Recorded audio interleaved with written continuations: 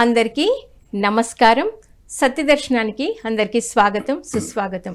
సత్యదర్శనంలో ఈరోజు మరి ఆధ్యాత్మిక సందేహాలు సమాధానాలు తెలియజేయడానికి మనతో పాటు ఉన్నారు సీనియర్ మోస్ట్ బ్రహ్మర్షి ప్రేమ్నాథ్ గారు. మరి సార్ యొక్క జర్నీ 28 సంవత్సరాలు ఉంది పిఎస్ఎస్ఎం మూమెంట్లో. అంతేకాకుండా పత్రిజీతో ఎంతో సన్నిహితంగా కూడా ఉండేవారు. ముఖ్యంగా ధ్యాన మహాయాగాలకి చక్రాలకి సార్ మరి ఇంటింటికి వెళ్ళి ఒక భిక్ష పాత్ర పట్టుకొని కొన్ని కోట్లు డొనేషన్స్ కూడా కలెక్ట్ చేసేవారు.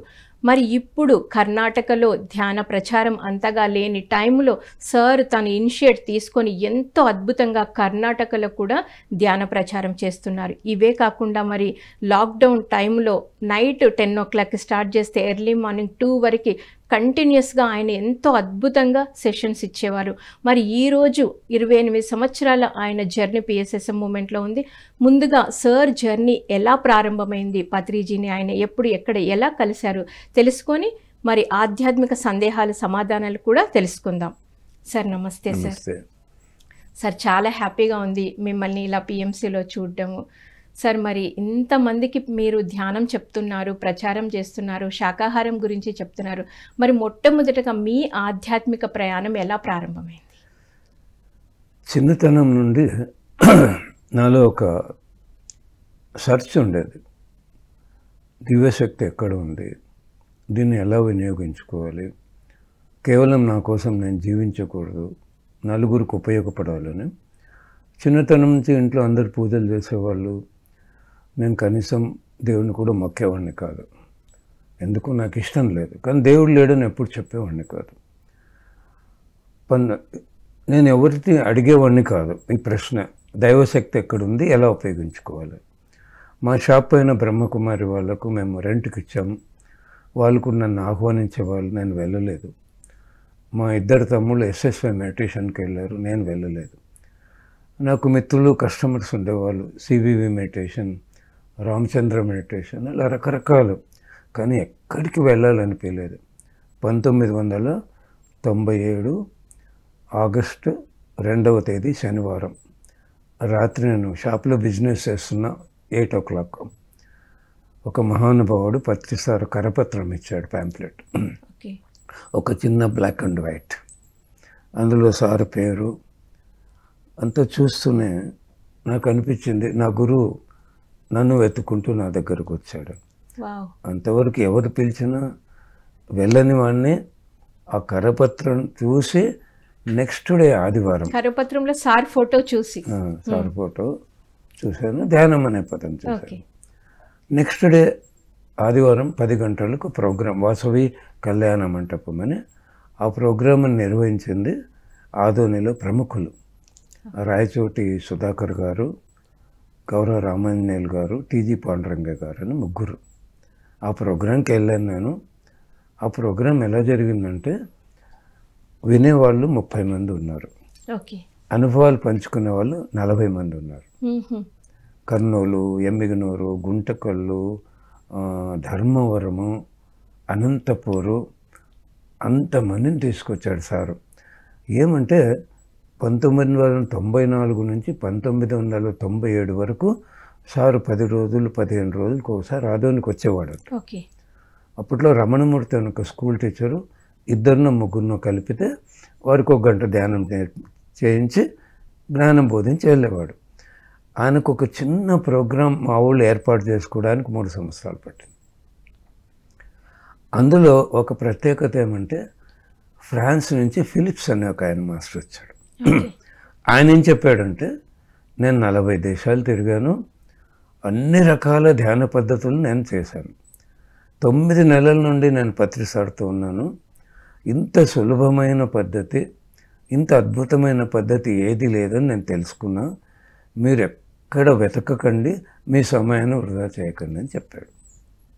అలా సాంగత్యం జరిగింది. సార్ ధ్యానంలో కూర్చోపెట్టాడు. ఇలా కళ్ళు మూసుకున్నాను, శ్వాస లేదు, ఏమీ లేదు. 1 గంట సేపు బ్రహ్మానందంలో మునిగిపోయాను.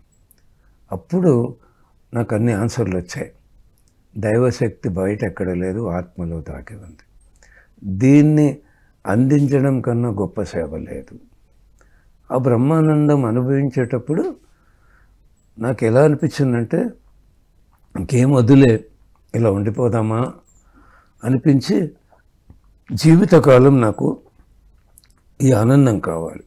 నేను ఏ రోజు ధ్యానం చేయను ఆ రోజు ఆహారం తీసుకోను, ఏ రోజు ధ్యానం చేయను ఆ రోజు నిద్రపోను. ఈ ధ్యానాన్ని జగత్తులో అందరికీ అందించాలని తెలియకనే సంకల్పం వదిలేశాను. ఓకే. ఇప్పుడు తెలుస్తుంది అది సంకల్పం. అలా నా ప్రయాణం మొదలైంది. Yeah, wonderful sir. అంటే మీకు ఎన్ని మెడిటేషన్లు పరిచయం అయినా అవి మిమ్మల్ని అట్రాక్టివ్ చేయలేకపోయినాయి. ఏదైతే పత్రిజీ ఫోటోతో మీ దగ్గరికి శ్వాస మీద ధ్యాస పాంప్లెంట్ వచ్చిందో దానికి మీరు అట్రాక్టివ్ అవ్వడం, సో ఆ మెడిటేషన్లకు రావడం, ఈ ఆనాపానసతికి వచ్చారు. సో మీరు ఇప్పుడు ఒక పదం ఉపయోగించారు, సంకల్పం అన్న విషయం తెలియకుండానే నేను సంకల్పం పెట్టుకున్నాను. చాలామంది నోటి నుండి వింటాం సార్, ప్రేమ్నాథ్ గారు సంకల్పం పెట్టారు అంటే అది ఖచ్చితంగా మేనిఫెస్ట్ అవుతుంది, జరిగి తీరుతుంది అని. ఎందుకంటే పత్రి సార్ కూడా ఎన్నోసార్లు చెప్పారు, ఒక కపుల్కి పిల్లలు లేకపోతే మీరు 41 days ధ్యానం చేయమని సంకల్పం పెట్టినప్పుడు వాళ్ళకి బేబీస్ రావడం, అదైతే చాలామందిని ఇంపాక్ట్ చేసింది సార్. సో దాని గురించి అంటే ఇప్పుడు మీరు ఈ సంకల్పం అనేది ఎలా పెట్టుకోవాలి, మీరు పెట్టుకున్నప్పుడు మీకు సక్సెస్ అయినవి ఏంటి? తెలియకుండానే జగత్తంతా ధ్యానం నేర్పించాలని సంకల్పం పెట్టుకున్నా. 2004లో నాకన్నా 20 రోజుల ముందు పత్రి సార్ అమెరికాలో చికాగోలో ఉన్నాడు. నేను 20 రోజుల తర్వాత అమెరికాకి వెళ్ళాను. సార్ మరి ఈ విషయాలన్నీ తెలుసుకునే ముందు ఒక కాలర్ ఉన్నారు సార్, కాల్ తీసుకుందామా? హలో అండి. హలో. హలో సార్, దయచేసి మీరు టీవీ చూడకుండా నేను హైదరాబాద్ నుంచి మాట్లాడుతున్నాను. చెప్పండి సార్. ఏమీ లేదు, ఇప్పుడు నేను ప్రేమ్నాథ్ గారిని పర్సనల్ గా కూడా తెలుసు నాకు, అయినప్పటికీ కూడా ఒక క్వశ్చన్ అడగాలని నాకు ఆలోచన వచ్చి ఇప్పుడు ఫోన్ చేశాను. ఏమీ లేదు, గౌతమ్ బుద్ధుడికి తల మీద ఇలా నత్తగుళ్ళలో పేర్చినట్టుగా ఎందుకు ఉంటుందని చుళ్ళు చుళ్ళు కింద, దానికి కొంచెం నాకు వివరణ కావాలి. ఓకే సార్, ఓకే సార్, తప్పకుండా. ఇప్పుడు గౌతమ్ బుద్ధుడికి తల మీద ఎలా ఉంటే ఏముంటే ఏంటి కదా, దేహము కాదు, రూపము కాదు. మనం ఎవరు సార్? సార్ మాట్లాడుతున్నారు, ఆన్సర్ చెప్తున్నారు సార్, మీరు వినండి సార్. ఓకేనా? Thank you sir, thanks for your calling.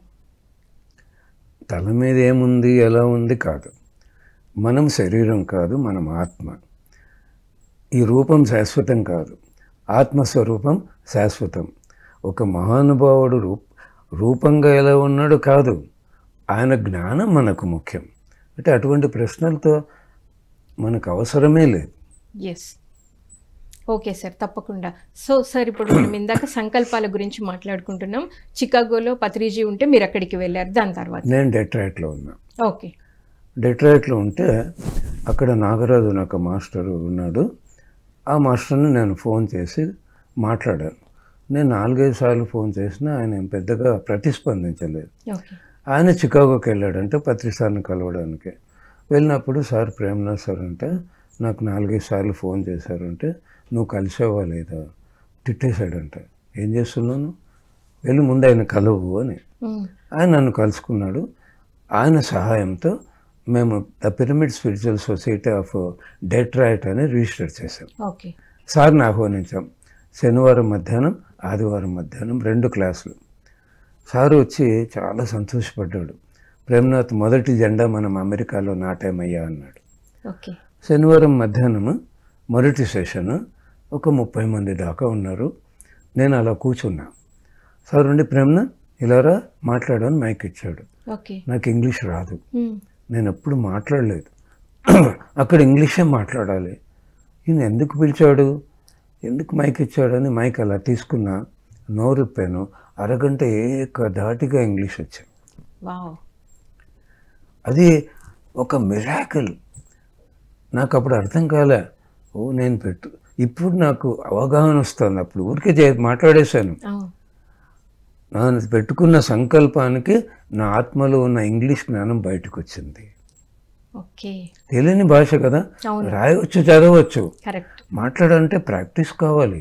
అందులో పత్రి సార్ ముందు మాట్లాడాలి. సార్ ముందు అమెరికాలో మొదటిసారి అరగంట ఫ్లో వచ్చింది. అప్పుడు మా అమ్మాయిని అడిగాను, ఇక్కడ గ్రామాటికల్గా మాట్లాడాలని. లేదు డాడీ, ఎలానో మాట్లాడుచున్నా. నేను టీవీ చూసి కింద క్యాప్షన్స్ వస్తుంటాయి, అమెరికన్ యాక్సెంట్ చాలా డిఫరెంట్గా ఉంటుంది. నేను దాన్ని గమనించి నేను కొన్ని తెలుసుకున్నాను. తెలుసుకుని అమెరికన్స్కు ధ్యానం నేర్పించాను నేను. Wonderful sir. యుఎస్లో. సో అంటే ఒక సంకల్పం అనేది ఎలా అవుతుంది అనేది ఇది ఒక ఎక్స్పీరియన్స్. అసలు ఇంగ్లీష్ రాని మీరు యుఎస్లో ఇంగ్లీష్లో స్పీచ్ ఇచ్చాను. ఇక ఇంకొకటి ఏంటంటే 1999 జనవరి 5th మా అమ్మాయి వాళ్ళు 7:45 ఫ్లైట్ అమెరికాకి వెళ్ళాయి. Evening 7 o'clock. నేను ఉదయం 5 o'clock మా అమ్మాయి అపార్ట్మెంట్లో కూర్చొని అమీర్పేటలో నేను ధ్యానం చేస్తున్నా. బాగా డీప్గా వెళ్ళిపోయినా. సడన్గా నాకు అనిపించింది, అమ్మాయి ఇప్పుడు అమెరికాకి వెళ్తే మళ్ళీ కలవడం కష్టం కదా, పాస్పోర్టు, వీసా, టికెట్స్, డబ్బులు. మా అమ్మాయి అల్లుడు ఇవాళ కాకుండా రేపు వెళ్తే ఎంత బాగుంటుంది అనుకున్నారు. అది అనుకోకుండా అలా అనిపించింది. 1 hour ధ్యానం అయిపోయింది. మధ్యాహ్నం లగేజ్ ప్యాక్ చేసాం. సాయంకాలం కారులో పెడుతున్నాం. ఎయిర్పోర్ట్ నుంచి ఫోన్ వచ్చింది, వీరిద్దరి ప్రయాణం ఇవాళ కాదు రేపు అని. పెద్ద షాకు. పాసిబుల్ అది అస్సలు కాదు సార్, ఎందుకంటే వన్స్ టికెట్స్ అన్ని బుక్ అయిపోయాయి కదా. రైల్వే టికెట్ కాదు, బస్ టికెట్ కాదు. అవును. ఇంకొకటి సార్ చెప్పేవాడు, సంకల్పం పెట్టుకుంటే దానివల్ల ఇంకొకరికి హాని జరగకూడదు. ఫ్లైట్ డిలే కావాలని పెట్టకూడదు, ఫ్లైట్ క్యాన్సిల్ కావాలని పెట్టకూడదు. అది తెలియకుండా నేను సరిగ్గానే పెట్టాను. అప్పుడు ఫస్ట్ నాకు నా సంకల్పం మీద, ఈ భావనా శక్తి మీద ఒక గొప్ప గురి కుదిరిందండి. పెద్ద మిరాకిల్ అది. అక్కడి నుంచి అమెరికాకి వెళ్ళాక అక్కడ గారపాటి లలిత అని ఒక మేడం గారు ఉండేవాళ్ళు. హైదరాబాద్ మేడం. ఇప్పుడు లేదా మేడం పైలోకల్కి వెళ్ళిపోయారు. మన సొసైటీకి ఎంతో సేవ చేశారు ఆ మేడం. ఆ మేడం ప్రోగ్రామ్కి వచ్చింది సార్. ఆ మేడంతో నాకు స్నేహం ఏర్పడింది. ఆ మేడంతో ఎలా గడిపాడంటే, సారు మేడం మా ఇంటికి వచ్చారు. మేడంని సోఫాలో కూర్చోబెట్టాడు. సారు కింద కూర్చున్నాడు. ఉదయం 10 నుంచి సాయంత్రం దాకా అన్ని కాన్సెప్ట్ చెప్పాడు. అంత రెస్పెక్ట్ ఇచ్చాడు. ప్రేమ్నాథ్, మన ఇద్దరము అమెరికాకు వచ్చింది ఈ మేడంని పట్టుకోవడానికే అన్నాడు. ఆ మేడం ప్రతి బుధవారం నా క్లాస్ అరేంజ్ చేసేది, అమెరికన్స్ని ఆహ్వానించేది. నాకు వచ్చిన ఇంగ్లీష్లో నేను వాళ్ళకి చెప్పేవాడిని. వండర్ఫుల్. ఒకరోజు ఇంట్లో ఉన్నాను. జెసికా అని ఒక లాయర్ మేడంని తీసుకొచ్చింది నా దగ్గరికి. సార్, ఈ మేడంకి 20 సంవత్సరాలు అయింది పెళ్ళయి, పిల్లలు లేరు. మొత్తం అమెరికన్ డాక్టర్స్ డిక్లేర్ చేశారు పిల్లలు కారని, టెస్ట్ ట్యూబ్ బేబీ కూడా కాదని. మేడం, డాక్టర్లు దేవుళ్ళు కాదు మేడం, మన ఆత్మే దైవము. మనం సంకల్పించుకుంటే ఈ దైవం ఇవ్వలేనిది ఏమీ లేదు మేడం. కానీ 2 కండిషన్స్. జీవితకాలం శుద్ధ శాకాహారిగా ఉండాలి, జీవితకాలం కనీసం 1 గంట ధ్యానం చేయాలి. మీరు ఒప్పుకుంటే నేను సంకల్పం పెట్టిస్తాను మేడం, పిల్లలు అవుతుంది. ఆ మేడం యాక్సెప్ట్ చేసింది. ఒక సంకల్పం క్రియేట్ చేసి 1 గంట ధ్యానం చేయించాను. ఆమె ఇంటికి వెళ్ళిపోయింది. నేను ఇండియాకి వచ్చేసాను. ఒక 1 year అయినాక లలిత మేడం ఫోన్ చేసింది. సార్, జెసికా మేడంకు పాప పుట్టింది, ఇండియా అని పేరు పెట్టింది సార్. వావ్. ఇండియా ధ్యానంతో పుట్టింది అని ఇండియా అని పేరు పెట్టారు. అట్లా నేను ఎన్నో ఎక్స్పెరిమెంట్ చేశాను. ఒక సంకల్పానికి ఎంత పవర్ ఉంది ఏమిటి అని. సార్, ఇప్పుడు మీరు చక్కగా సంకల్పం పెట్టించారు, వాళ్ళకు పిల్లలు వచ్చారు, మీరు కూడా ఫస్ట్ సంకల్పాలు పెట్టుకున్నారు, అన్నీ మేనిఫెస్ట్ అయ్యాయి. కానీ కొంతమంది ఇప్పుడు మెడిటేషన్లోకి వచ్చిన వాళ్ళు, మేము పెట్టుకుంటున్నాము కానీ మాకు జరగడం లేదు ఎందుకు అంటున్నారు. అంటే అక్కడ ఏ లోపం ఉంది అంటారు? లోపము కాదు, శాస్త్రం ఉంది. శాస్త్రం ఉంది. ఓకే. సంకల్పం అనేది ఒక మొక్క. ఓకే. మొక్కను నాటాలి. మొక్కను నాటాక ఏం చేయాలి? నీరు పోయాలి, లేకపోతే అది ఎండిపోతుంది. భౌతికమైన మొక్కకు వేర్లు కింద ఉంటాయి. ఆ వేర్లకు పాతాళ గంగ అవసరం. భగవద్గీత చెప్తుంది మనకు వేర్లు పైన ఉంటాయి, వృక్షం కింద ఉంటుంది. ఈ మొక్కకు వేర్లకు ఆకాశ గంగను అందించాలి. ఓకే. ఎంత మొక్కకు అన్ని నీళ్ళు, ఎంత వృక్షానికి అన్ని నీళ్ళు. కరెక్ట్. ఇది మొట్టమొదటి శాస్త్రం ఇది. సో దీన్ని అర్థం చేసుకో. కొండంత సంకల్పం పెట్టుకుని కూసంత ధ్యానం చేస్తే ఎలా సిద్ధిస్తుంది? సిద్ధించదు కదా. పత్రి సారు ఒక మర్రి వృక్షాన్ని నాటాడు. ధ్యాన జగత్, సాకార జగత్, పిరమిడ్ జగత్. దానికి ఎంత ఆకాశగంగా కావాలి. అందుకే మనం కడతాలో 11 రోజులు ఎక్కడ చూస్తే అక్కడ గ్రూప్ మెడిటేషన్లు చేసి ఆకాశగంగను ఆ వృక్షానికి అందిస్తున్నాం. అది ఫలించింది కదా. రెండవది ఏంటంటే ఒక మొక్కను నాటాక దానికి కంచె వేసి కాపాడతాం. ఆ కంచెనే నెగటివ్ ఆలోచన చేయకుండా ఉండటం. ఇంకా ఎందుకు కాలేదు, అవుతుందో లేదో, కాదేమో అంటే సర్వనాశనం అయిపోయింది. సంకల్పం భస్మం. అంటే ఒక్క నెగిటివ్ థాట్ కూడా రానివద్దు. మన ప్రయత్నం మనం చేస్తూ వెళ్ళాలి. ఇక ఏంటంటే దానికి మనం ఎరువు వేస్తాం కదా, ఆ ఎరువే ఊహాశక్తి.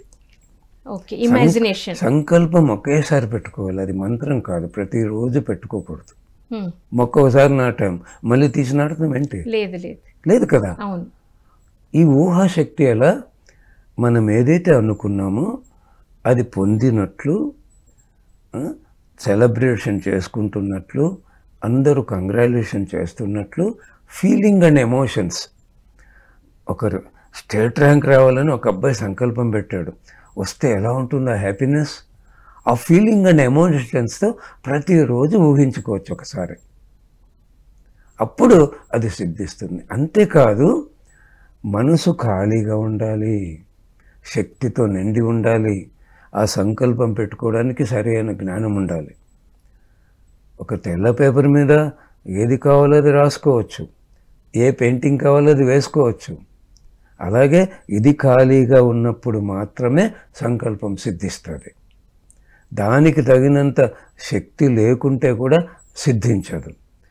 సరి అయిన జ్ఞానంతో మనం సంకల్పించినప్పుడే సరి అయిన ఫలితం పొందుతాం. అందుకే శ్వేత మాస్టర్ నీకు సరి అయిన జ్ఞానము లేకపోతే సంకల్పించుకోకు. నీవు ఏమి సంకల్పించుకుంటే దాని ఫలితం నువ్వు పొందుతావు అని చెప్తాడు. సంకల్పం పెట్టుకుంటే దానికి కావాల్సిన జ్ఞానం ఉండాలి, శక్తి ఉండాలి అన్నారు. అంటే ఇప్పుడు శక్తి అంటే ధ్యానం. అంటే ఎన్ని గంటలు ధ్యానం చేయాలి? అంటే ఈ సంకల్పం అయితే ఇన్ని గంటలు, అలా ఏమైనా ఉంటుందా? ఇక్కడ ఈ ఎనర్జీ సిస్టమ్ ఎలా అంటే గత జన్మ సాధకుడికి వానికి అనంతమైన శక్తి జ్ఞానం ఉంటుంది. ఈ గత జన్మలో పొందిన మన జ్ఞానము అది క్లోజింగ్ అకౌంట్. ఇక్కడ ఓపెనింగ్ అకౌంట్. అంటే గత జన్మలో ఎంతవరకు మనం పొందామో దానికన్నా ఎక్కువ స్థితి పొందడానికి ఈ జన్మ తీసుకుంటాం. ఈ సాధన అనేది ఎట్లాంటిదంటే అందరికీ ఒకేలాగా వర్తించదు మేడం. కానీ ప్రతి ఒక్క ఎవరైనా ఒక సంకల్పం పెట్టుకున్నప్పుడు 3 గంటలు మినిమం ధ్యానం చేయాలి అట్ ఏ టైం. అది ఎప్పుడైనా ఈరోజు ఉదయం, నెక్స్ట్ డే మధ్యాహ్నం, ఇంకో రోజు రాత్రి, ఆ నిబంధన లేదు.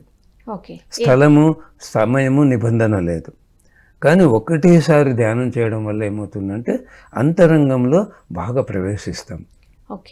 బాహ్య చైతన్యము, అంతర్చైతన్యము, పరిచైతన్యం, మహాపరిచైతన్యం. మనం ఎంత ఆ మహాపరిచైతన్యంలో ప్రవేశిస్తామో అంత శూన్యంలో ఉన్నప్పుడు ఆ సంకల్పానికి బాగా ఒక బలం వస్తుంది. అది సాధన. 41 days. ఆ సంకల్పం పెట్టుకున్నప్పుడు ఇక దాన్ని మర్చిపోవాలి. అది క్రియేట్ అవుతుంది. నువ్వు ఊహించుకో, 24 గంటలు దాని గురించి నువ్వు ఆలోచించకూడదు, మర్చిపోవాలి. ఈ సరి అయిన జ్ఞానం అని ఎందుకు చెప్పానంటే మనం సంకల్పించినప్పుడు మన అంతరంగం ఏమంటాడు శ్వేత మాస్టర్, కోటాను కోట్ల మహాపసిఫిక్ సముద్రాలంత విశాలమైనది. నీ అంతరంగంలో నీవు ప్రవేశించి సంకల్పించినంత మాత్రాన అది నీకు ఇవ్వబడును అంటాడు. అది నీకు మేలు చేస్తుందా కీడు చేస్తుందా అంతరంగం ఆలోచించారు. ఒక మేడం ఏం చేసింది, 20 సంవత్సరాల కిందట నేను ఎలా ఉన్నానో అలా ఉండాలి అనుకుంది మేడం. అంటే బాడీ స్లిమ్ కావాలని, బరువు తగ్గాలి, అప్పుడు ఎలా బరువు ఉన్నానో అలా అనుకోలేదు. ఆ 20 సంవత్సరాల ఏజ్లో ఉన్న ప్రాబ్లమ్స్ అన్నీ వచ్చాయి. అలా ఉండాలి అనుకుంది కానీ నేను బరువు అలా పెట్టుకోలేదన్నమాట. అలా పెట్టుకోలేదు, మరి సరైన సంకల్పం కాదు కదా ఇది. కరెక్ట్. అందుకే ఆ సంకల్పం మరి జ్ఞానం లేకుండా పెట్టుకోకూడదు మేడం. ఓకే, దాన్ని ఎదుర్కోవాల్సి వస్తుంది. ఇప్పుడు అర్థమైంది సార్. పెట్టుకునేది ఏదో ఒక క్లారిటీ తీసుకోవాలి, అప్పుడు సంకల్పం పెట్టుకొని కూర్చోవాలి. సంకల్పం బ్రహ్మాస్త్రం మేడం. మరి అది దేనికన్నా ఉపయోగించవచ్చు. అశ్వత్థామ తల్లి గర్భంలో ఉన్న శిశువు మీద ప్రయోగించాడు. ఎందుకు? అశ్వత్థామకు జ్ఞానం లేదు, అది పాపం అనే జ్ఞానం లేదు. కాబట్టి మనం ఏదో మన జ్ఞానం ఉంది, మరి దాన్ని సరిగా వినియోగించుకోవాలి కదా. కాబట్టి అందుకు జ్ఞానం కావాలి మేడం. సార్ ఇప్పుడు చెప్పండి. చిన్న ప్రయోగాలు చేసి పరీక్షించుకుంటే మన కాన్ఫిడెన్స్ పెరుగుతుంది మేడం. ఒకటేసారి పెద్ద సంకల్పాలు పెట్టుకోవడానికి ముందు చిన్న చిన్న సంకల్పాలు పెట్టుకుంటే, నేను ఒకసారి రామ్నగర్ అని బెంగళూరులో ఒక ఊరికి వెళ్ళాను.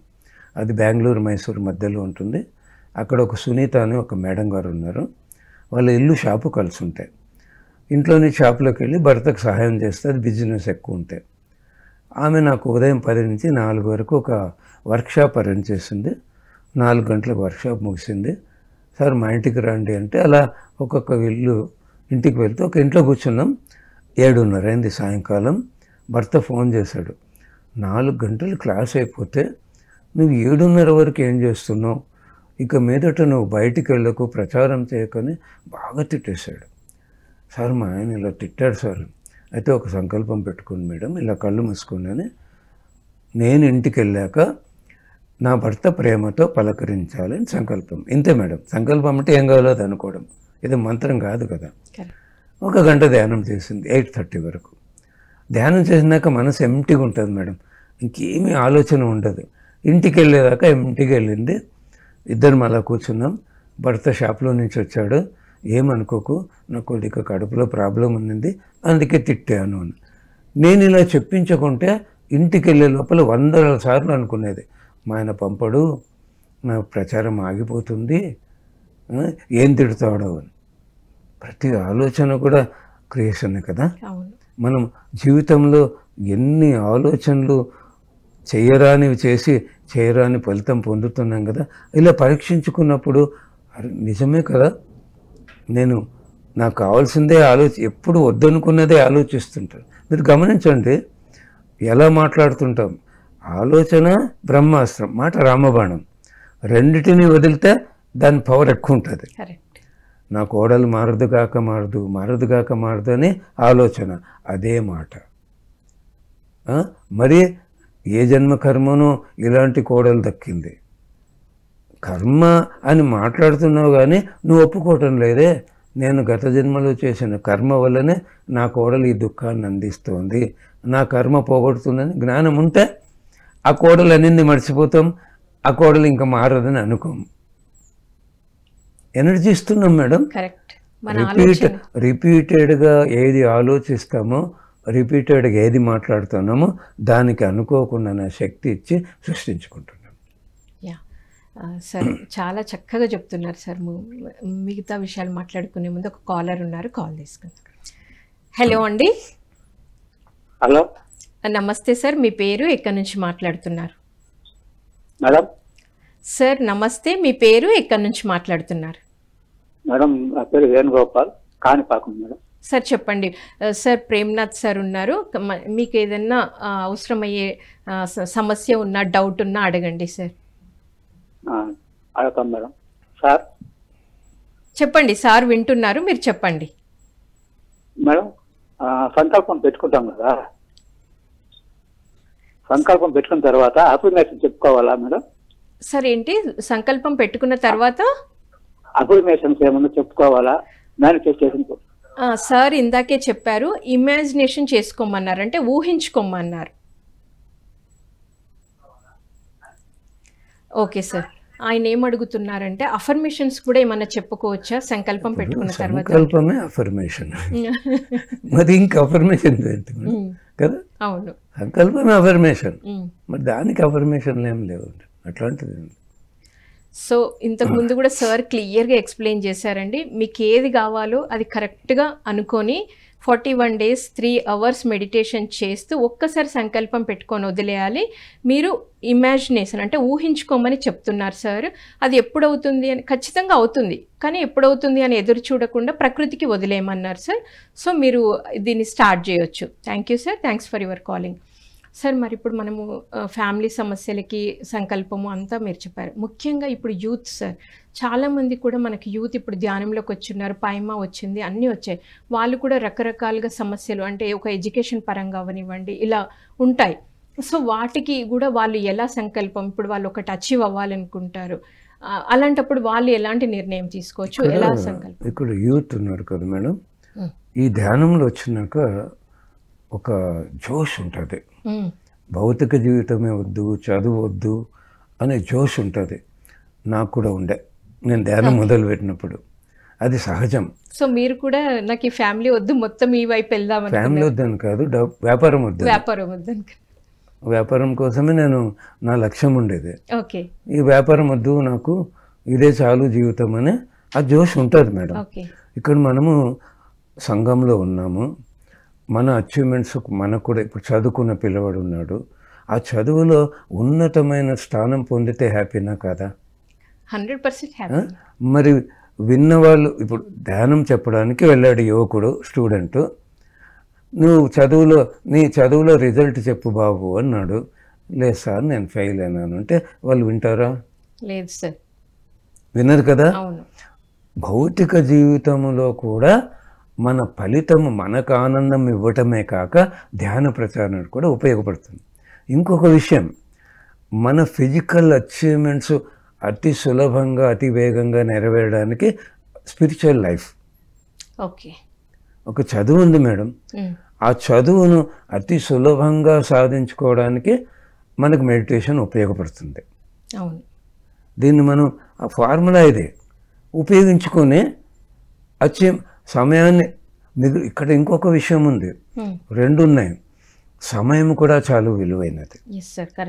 మనం తక్కువ సమయంలో అనుకున్నది నెరవేర్చుకుంటే మిగిలిన సమయం అంతా ఆధ్యాత్మిక జీవితానికి ఉపయోగించవచ్చు. కరెక్ట్. ఇప్పుడు చదువు ఉంది, చదువే కాదు, చదువు, స్పోర్ట్స్, సింగింగు, డాన్సింగు, ఎన్నో టాలెంట్స్, ఇవన్నీ కూడా అద్భుతంగా మనం పొందడానికి మనకు మన లోపల ఏం పవర్ ఉందో దాన్ని ఉపయోగించడం లేదు. That is the fact. For example, Vivekanand యువకుడు 4 ఏళ్ల వయసులో 5 గంటలు ధ్యానం చేసేవాడు. ఆయన గురువు లేడు, ధ్యానం గురించి తెలియదు ఆయనకు. ఆయన ఒక చూపుతో 2 పేజీలు చదివేవాడు. That was his genius power. లైబ్రరీకి వెళ్తాడు, పుస్తకం అలా తిరిగేసి ఇస్తాడు. లైబ్రరీ, నేను తమాషా చేస్తున్నావా, ఆడుకుంటున్నావా, ఏంట్రా అలా తిరిగేసి ఇచ్చావు, నేను చదివేశాను అంటాడు. ఎలా నమ్మాలంటే ఏ పేజీని అడగమంటే టాప్ టు బాటం చెప్తాడు. That was his genius power.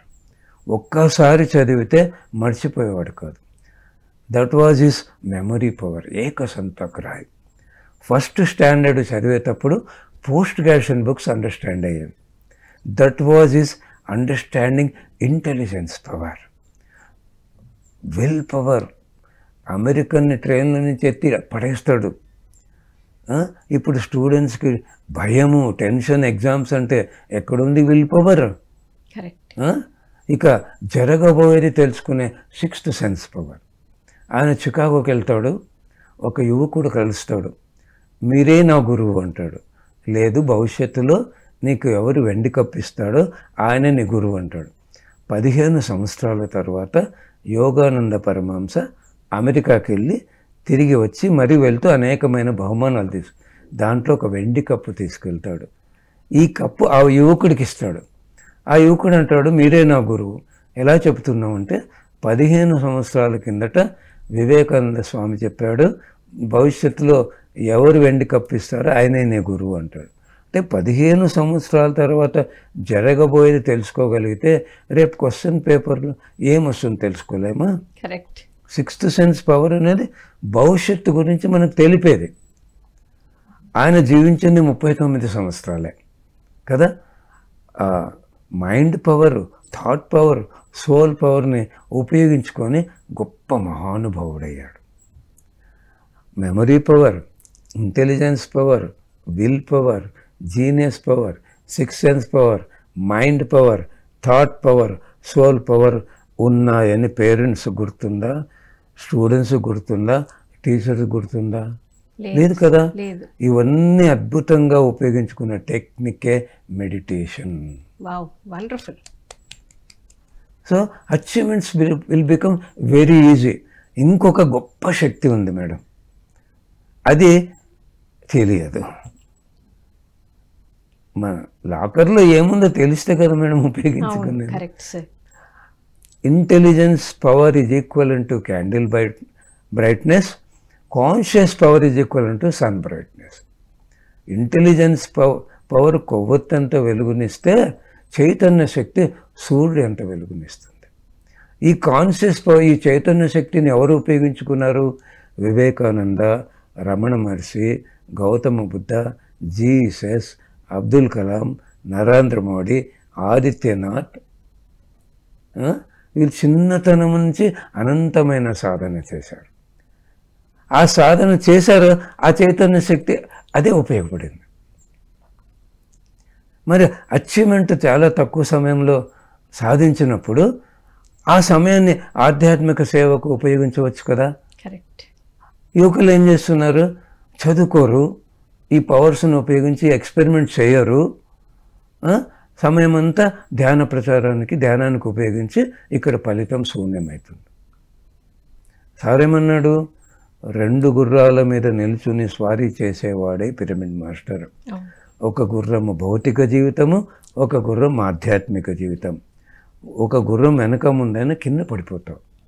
Seth master చెప్తాడు, ఆధ్యాత్మిక జీవితము భౌతిక జీవితంలో నీవు కోరుకున్న అతి సులభంగా సాధించి ఆనందంగా జీవించడానికి, భౌతిక జీవితము ఆధ్యాత్మిక జీవితంలో ఉన్నతి పొందడానికి బ్యాలెన్స్ చేయాలి కదా మేడం. చేయాలి సార్. ఒక సార్ చెప్పేవాడు, ఒక బందర్లో మచిలీపట్నంలో సార్ క్లాస్, 1000 మంది స్టూడెంట్స్ ఉన్నారు. ఆ రోజు సార్ ఏం చెప్పాడు తెలుసా? గంట ధ్యానం చేయాలి, అరగంట చదవాలి, గంట ధ్యానం చేయాలి, అరగంట చదవాలి, గంట ధ్యానం చేయాలి, అరగంట చదవాలి. అందరూ ఏం చేస్తారు? ఆ ఎగ్జామ్స్ వచ్చినప్పుడు, అవసరమైనప్పుడు ధ్యానం చెయ్యరు, ఆ కాన్షియస్ పవర్ని ఉపయోగించుకోరు. ఒక పదం ఉంది ఇంగ్లీష్లో, ఈఎస్పి అంటే ఏంటి madam? Extra sensory perception, utilising the inner hidden divine powers. అంతర్గత అతీంద్రియ శక్తులను ఉపయోగించుకోవడం. ఇది సహజంగా సామాన్యులు ఎవరు ఉపయోగించుకుంటున్నారు? ఎవరి దగ్గర ఉంది ఈ పవరు? గుడ్డి వాళ్ళకు ఉంటుంది. వాళ్ళు ఎంత దూరం శబ్దమైనా వినగలరు. ఒకసారి తాకితే మన స్పర్శ ద్వారా ఎవరు కనుక్కోగలరు, స్మెల్ ద్వారా కనుక్కోగలరు, సిక్స్త్ సెన్స్ ద్వారా కనుక్కోగలరు. ఈ పవర్స్ వాళ్ళకు ఉన్నాయి కదా. నేను ప్రాక్టికల్గా మండపేట అని ఈస్ట్ గోదావరిలో ఒక ఊరికి వెళ్ళాను. అక్కడ జ్యోతి అనే మేడం ఉండేది, ఇప్పుడు అమెరికా మినియాపోలిస్లో ఉంటారు ఆ మేడం. గుడ్డి పిల్లలు ఉన్న స్కూల్కి వెళ్ళి ధ్యానం నేర్పించారు, నన్ను కూడా తీసుకెళ్ళింది. ఇద్దరు మేము ఊరికే పాదం పెట్టాము, జ్యోతక్క అన్నారు, కనిపించదు కదా. అప్పుడు అనుకున్నారు, ఇది ఏం పవర్, ఇది సిక్స్త్ సెన్స్ పవర్ కదా. ఐస్ క్యాండీ ఇస్తే ఒక డ్రాప్ కింద పడకుండా తిన్నారు. క్రికెట్ ఆడతారు, ఆ సౌండ్ని చూసి ఎగ్జాక్ట్ షాట్ కొడతాడు వీడు. ఆ వాల్ క్లాక్ రింగ్ అయితే ఉంది, మధ్యాహ్నం అడిగాను, 10 o'clock అన్నారు. అప్పుడు నా ప్రశ్న, నేను ధ్యానంలో వచ్చినాక గమనించడము, ప్రశ్నించడము నేర్చుకున్నాను. Different way of thinking. అందరిలాగా ఆలోచిస్తే జ్ఞానం పెరగదు. ఈ గుడ్డి వాళ్లకు ఈ పవర్స్ ఎలా పనిచేస్తున్నాయని ఒక క్వశ్చన్ వచ్చింది. వాళ్ళ కళ్ళు కనపడవు, 80% శక్తిని కాపాడుకుంటున్నారు. ఈ కళ్ళుకు మూతలు ఎందుకున్నాయంటే అనవసరంగా ఉన్నప్పుడు మూసుకొని శక్తిని కాపాడాడు. ఈ నోటికి మూతలు ఎందుకున్నాయి? అనవసరంగా మాట్లాడకుండా శక్తిని కాపాడుకోడు. వాళ్ళ కళ్ళు ఎప్పుడు కనపడవు, కనిపించేది తక్కువ కాబట్టి మాట్లాడరు. అంటే వాళ్ళు 100% శక్తిని మిగిలించి కాపాడుకుంటున్నారు. మనం కాపాడుకున్న శక్తి కానీ, పెంపొందించుకున్న శక్తి కానీ, ఏ ఆర్గన్ని ఉపయోగిస్తామో ఆ ఆర్గన్కి సప్లై, దాని పవర్ అండ్ పర్ఫెక్షన్ ఇంక్రీజ్ అవుతుంది. ఇది ఫార్ములా. చెవితో వినాలనుకున్నారు, అక్కడికి ఈ ఎనర్జీ సప్లై అయ్యి ఈ hearing power and perfection increase అయింది. టచ్ అన్నప్పుడు ఇక్కడ వస్తుంది, స్మెల్ అన్నప్పుడు ఇక్కడ వస్తుంది, 6 సెన్స్ అన్నప్పుడు ఇక్కడ వస్తుంది. ఇది ఫార్ములా. మరి ధ్యానంలో మనం ఏం చేస్తున్నాం? 1 గంట సేపు కళ్ళు మూసుకున్నాం, నోరు మూసుకున్నాం, 100% శక్తి కాపాడుకున్నాం. మొట్టమొదట ధ్యానం కుదరకపోని మనసును ఆపేశాం, 1000% శక్తిని పెంపొందించుకున్నాం. అందుకే సార్ అనేవాడు, నువ్వు ఏది చేసినా ధ్యానంతో మొదలుపెట్టు బాబు అన్నాడు. అది చదువా, మ్యూజిక్కా, డాన్సా, ఏదైనా కావచ్చు. సో ఏదైనా ధ్యానంతోనే మొదలు పెట్టాలి. సార్ ఇంకొకటి లాస్ట్ క్వశ్చన్, మరి 28 సంవత్సరాలకు పైగా పిఎస్ఎస్ ఇది ఒక్కటి పూర్తి చేస్తాను. ఒక ఎక్స్పీరియన్స్ సార్, నేను దాని మీద ప్రయోగాలు చేశాను. నేను అన్నవరంలో 3 రోజులు ధ్యాన యజ్ఞానికి వెళ్ళాను. స్టేజ్ దిగి వస్తున్నాను. ఒక ఇంటర్ చదివే అమ్మాయి నా దగ్గరకు వచ్చింది. సార్ నేను 2 గంటల ధ్యానం ఒకరోజు కూడా వదలకుండా చేస్తాను. ఇంటర్లో ఉన్న వాళ్ళకు టైం దొరకదు, నిద్ర తగ్గించుకొని చేయాలి. నేను district level chess player sir. Short పీరియడ్లో ఇంటర్నేషనల్ చెస్ ప్లేయర్ కావాలంటే ఏం చేయాలి? ఒక పని చేయమ్మాయి, చెస్ ఆడడానికి ముందు 2 గంటలు ధ్యానం చేసి చెస్ ఆడాను. 8 నెలల తర్వాత నాకు ఫోన్ చేసింది, సార్ నేను ఇంటర్నేషనల్ చెస్ కాంపిటీషన్ ఢిల్లీకి వెళ్తున్నాను. District level to state level, state level to national level చేరడానికే సంవత్సరాలు పడుతుంది. అట్టే టైం ఇంటర్నేషనల్ లెవెల్కి వెళ్ళాలంటే ఇది మేడం ఫార్ములా. సో ధ్యానానికి ఉన్న పవర్ ఇది. పవర్ ఇది ధ్యానానికి ఉన్న పవర్ కాదు, ఆత్మకున్న పవర్. Okay, wonderful sir. నిజంగా యూత్కి ఎంత చక్కటి ఆన్సర్ తెలియజేశారంటే, ఇప్పుడు వాళ్ళు ఎన్ని మాకు అవ్వదు, మేము చేయలేము అనుకున్న వాళ్ళందరికీ ఒక కాన్ఫిడెన్స్ బిల్డ్ చేసేంత అద్భుతంగా ఉంది సార్ మీ ఆన్సర్. సార్ ఫైనల్గా మరి పిఎస్ఎస్ఎం మూమెంట్లో 28 సంవత్సరాలకు పైగా మీ జర్నీ ఉంది. పత్రిజీతో కూడా ఎంతో సన్నిహితంగా మీరు మెలిగారు. మరి ఇప్పుడు వస్తున్న వాళ్ళకి, ధ్యానులకి, ఉన్న ధ్యానులకి మీరు ఇచ్చే మెసేజ్ ఏంటి? ఈ ధ్యానం అనేది ఏదో కావాల్సింది పొందడానికి, ఆరోగ్యం కోసం కాదు. ఈ చిన్న చాక్లెట్లు. మనం ఈ భూలోకానికి వచ్చిందే ఒక దైవత్వ స్థితిలో జీవిస్తూ అందరికీ బోధించి, దేవుడు అంటే ఆనందంగా జీవించేవాడు. అన్నీ ఉంటే కాదు, ఎక్కడ ఉన్నా, ఎవరితో ఉన్నా, ఏమి జరిగినా, ఎప్పుడైనా, ఎక్కడైనా ఆనందంగా సెలబ్రేట్ చేసుకునేవాడే దేవుడు. అది ధ్యానం ద్వారా పొందిన జ్ఞానంతోనే ఆనందం. ధ్యానం ద్వారా ఆనందం కాదు, ధ్యానం ద్వారా జ్ఞానము, జ్ఞానం ద్వారా ముక్తి. గంటలు గంటలు గంటలు ధ్యానము చేసిన, వేలకు వేల పుస్తకాలు చదివిన, వందల సజ్జన సాంగత్యం చేసిన, కొండంత జ్ఞానము పొందిన అది కూసంతే. ఆ కూసంత జ్ఞానంని ఆచరించి జీవిస్తే కొండంత ఎదుగుతాం, అంత ఆనందంగా ఉంటాం. ఆచరణ చాలా ముఖ్యం. విని ఆచరించకపోతే ఫలితం ఎలా వస్తుంది? భగవద్గీత థియరీయే, దాన్ని ఆచరణలో పెడితే అది ప్రాక్టికల్ అవుతుంది. ఇది ఎవరికైనా వర్తిస్తుంది మేడం.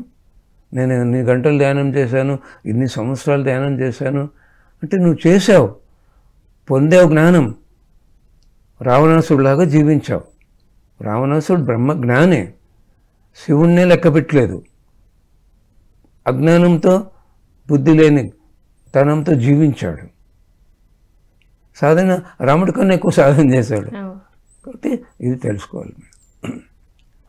Thank you sir. మరి ఎంతో చక్కగా మీ అనుభవ జ్ఞానాన్ని జోడించి, ముఖ్యంగా సంకల్పం నెరవేరాలి అంటే ఎలా ఉండాలి, జ్ఞానం ఎలా ఉండాలి, మరి ధ్యానం చేస్తున్నా కూడా రావణాసురుడిలాగా కాకుండా మరి ఎలా జీవించాలి అని, ఆచరించే ఎలా ఉంటాము అద్భుతంగా అని ఎంతో అద్భుతంగా తెలియజేశారు సార్.